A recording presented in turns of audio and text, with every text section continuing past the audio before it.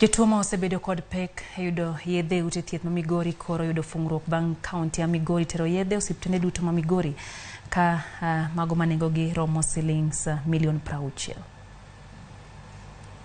Gavana ma Migori Chile yako mane ochopo e chendono mar yawo kar golo kaachiel kod kano remo osiptal maduong' ma Migori level 4 kaachiel kod chiwo yedhe ne kuonde thieth e kaunti ma Migori ne ochiwo siem ne jochiw thieth ma ibiro yudi ka okwalo yedhe. Administration committed to advancing health in this county.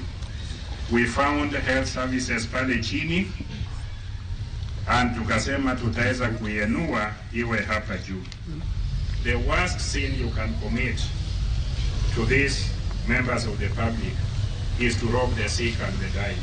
Ochilo bende ne okwayo Uganda mondo chiw lipot mar jochiw thieth ma ok chopi e kuonde tich e sama owinjore. Ask the public to be vigilant.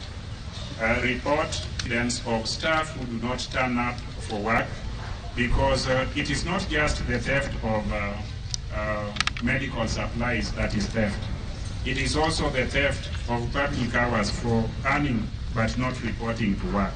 Ne owacho ni bende piny owacho mar kaunti ma Migori ochulo gope mag yedhe mag kambino machiwo yedhe KEMSA maromo milion 110 mane ok ochul e kind tend gavana machon Okoth Obado. We have also paid off all our medical supply liabilities through KEMSA amounting to 110 million.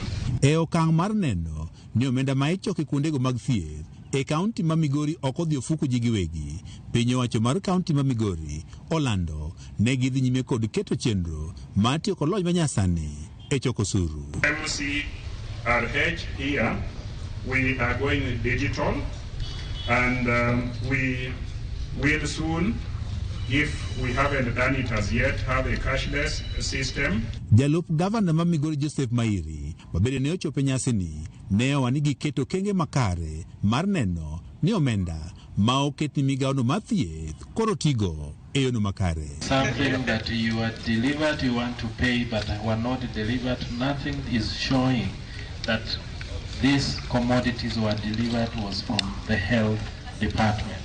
E kinde nyasino mar chiwo yedhe kod yawo kar golo kaachiel kod kano remo, sikund nyirino mar Nyabohanse ne omi mich kod piny owacho mar kaunti ma Migori kuom bedo sikul ma osebiro ka golo remo mathoth e kaunti ma Migori.